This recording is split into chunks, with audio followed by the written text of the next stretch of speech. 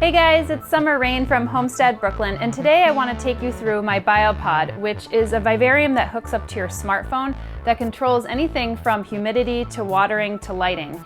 Now I have to give a big shout out to Biopod and also to Paul from Vivariums in the Mist, who actually helped me set this up. And since I've had it, I absolutely adore it. It is amazing because you could grow plants in here that I just can't necessarily grow in my home, or I could grow in my home, but I have to do it in a terrarium setting. Now, as you can see, this is fully flush. I have a bit of a time lapse to show you how this actually came together. But if you could believe it or not, there's probably somewhere between 70 and 80 different species in here. I've completely lost count because every time I get a plant, I have this idea that I just want to put it into the Biopod and I just find another crack or crevice that I could put it in. So that's why it's looking extremely flush right now. But also, once I put a plant in the Biopod, it grows extremely well. So you'll probably see I'm going to have to cut and clip some of these plants in here.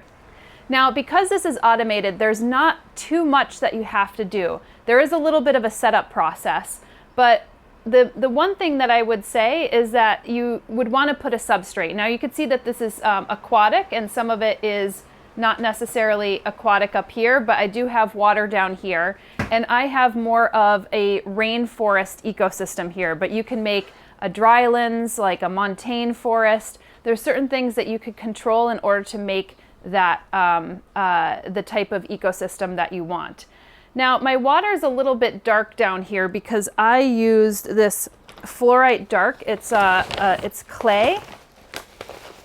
So it's this porous clay that goes down in the bottom as a substrate, and it roots plants fairly easily, but it also doesn't give you the clearest water.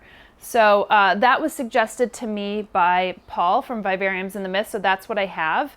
And you could see very close, if you come in close here, you'll be able to see a lot of like cool plants kind of growing in the bottom. And this does require a little bit of maintenance, so sometimes you'll have, just like you have plants indoors, you'll have leaves that fall off, you'll have leaves that decay. The best way that I take care of the Biopod is actually just through a few tools. So I have some scissors, I have some long tweezers here that I actually could pick out some of the plants in case they, are looking a little mushy or brown.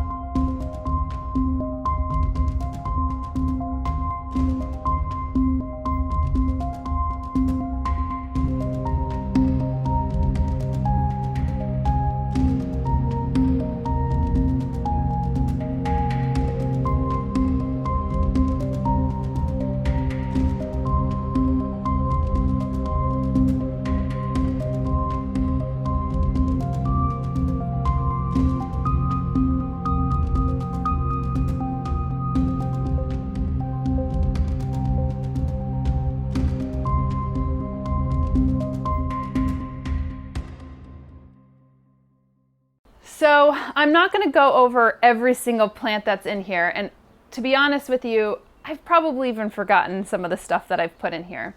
But we're going to take a closer look at some of the things I have so you could see just the amount of life that's growing in this biopod. So the first thing that I actually planted here was this bromeliad right here. And I really wanted a centerpiece, and I felt like that was the best way to kind of landscape, and I loved the shock of pink. And I knew that I was going to also include a Hoffmannia here. This is a Hoffmannia montana, and this was a clipping that I got actually from the Fairchild Botanic Gardens, and I have been growing Hoffmannia now in terrariums, but this one has just been flourishing, and it even bloomed this year, which I'm totally stoked about. The other plants that kind of bring in a little bit of color is this Peperomia, and I have a couple different cultivars and varieties, and this has been flourishing. I don't know if you could see this, but it actually traverses all the way from over here, and that's actually where it's planted. And I'm going to have to clip it back because it's just taking over. Additionally, you'll see some pileas and some peperomias. I have quite a few of them, if you could see back here. This little fuzzy one, which I also picked up as just like an under the bench plant from NSE Tropicals. Okay, so while we're back here, you'll see that this is a Peperomia metallica, which is a nice, beautiful, kind of, I would say this pinkish metal sheen or copper tone. And if I could just pull that away, you'll see this Rhaphidophora in the back, which is growing like crazy. I should probably affix it more to the sphagnum in the back. And I should say that you should get some sphagnum for the back of this biopod. It will actually start to turn green if you give it a little bit of light and water, which is pretty amazing because you'd think that it is dead, but it actually comes back to life. Over here is some more Peperomia. And a begonia right here, you could see in the front. I'll move this out of the way.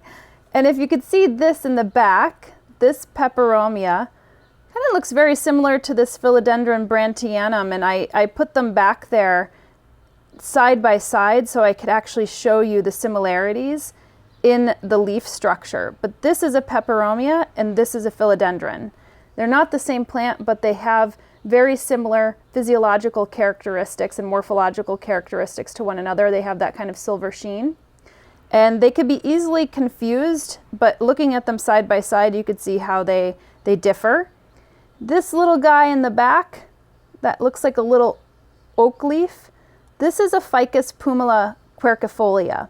And that's like a little oak leaf ficus. And this is also a Ficus pumila, but this is the variegated version. And I'm going to just allow these to come back. Again, this is some pileas and peperomias up here that are going crazy.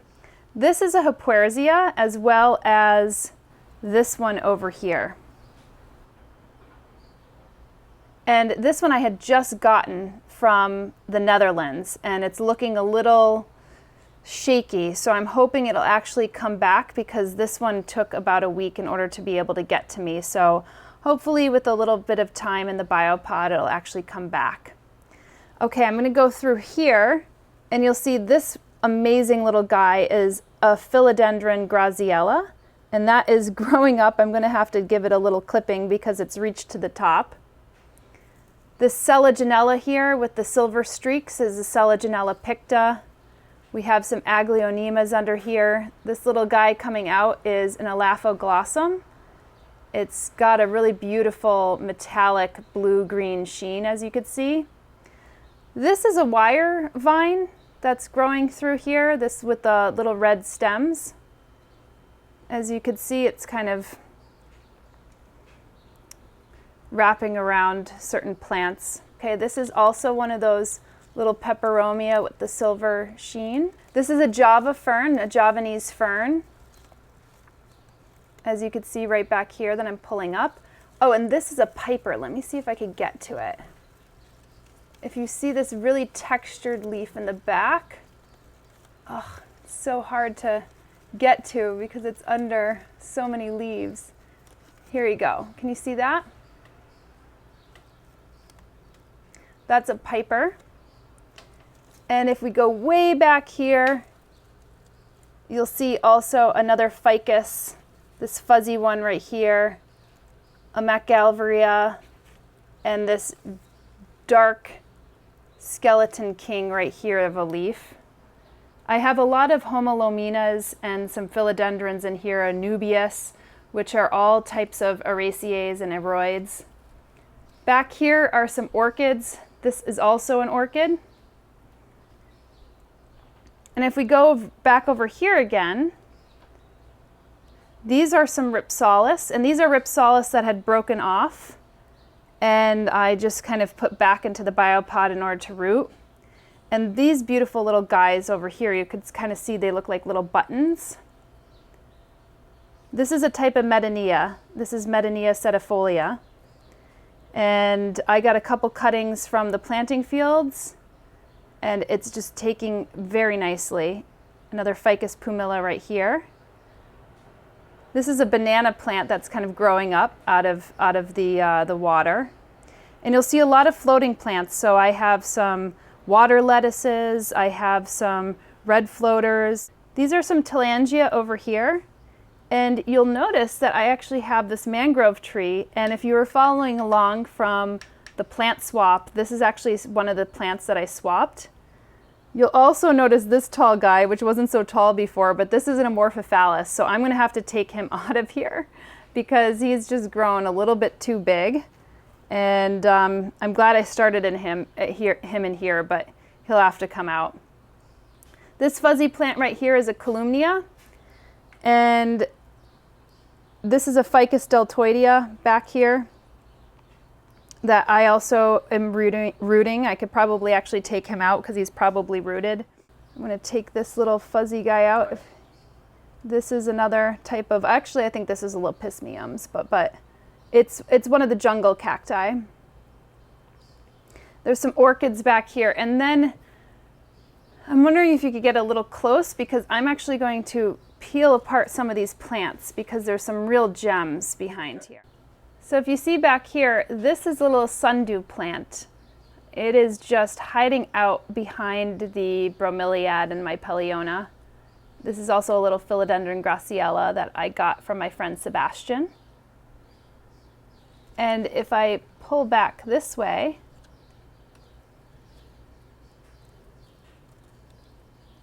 you'll see another plant back here. This one coming up just a little bit is just a tiny little green thing.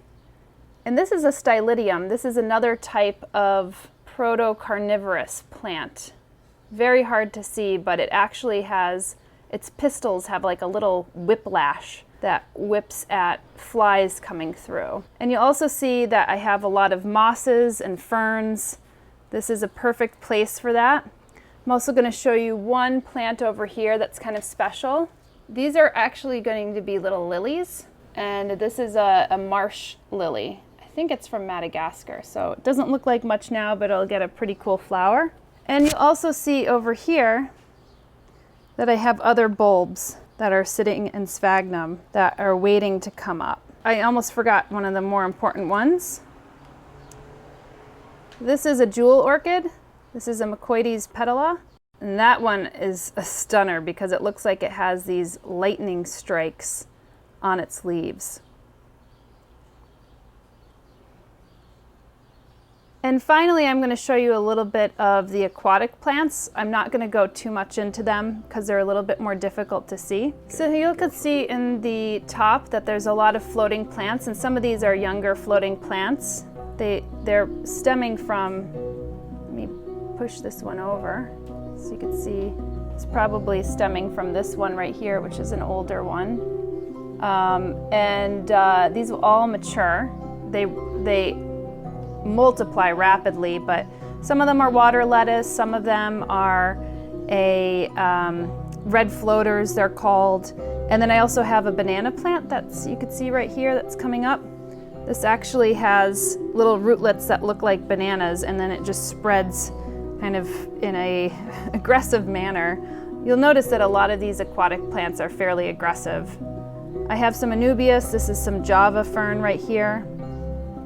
Some anubias and homolominas, which are the aquatic Araceae. There's so much that you could actually grow in here, because the fact that you could give it such an incredible climate that you typically wouldn't have access to here in the Northeast, even in the summer months. So that is a tour of my biopod. I'm sorry I couldn't go through all of the species, but you could tell that I'm really excited for this. I have filled this biopod up completely, and all I could think about is, oh my God, what am I gonna do for my second biopod? Do I even have enough space in my house for a second biopod? But I hope this gets you excited about growing plants indoors in a whole new way. And I encourage you to check them out at biopod.com, and then also Paul at Vivariums in the Mist. Thanks again, and I hope you enjoy watching these. And of course, if you like all these episodes, don't forget to subscribe to the channel, and you could follow along on my journey at Instagram at Homestead Brooklyn and on my website at homesteadbrooklyn.com. See you next week.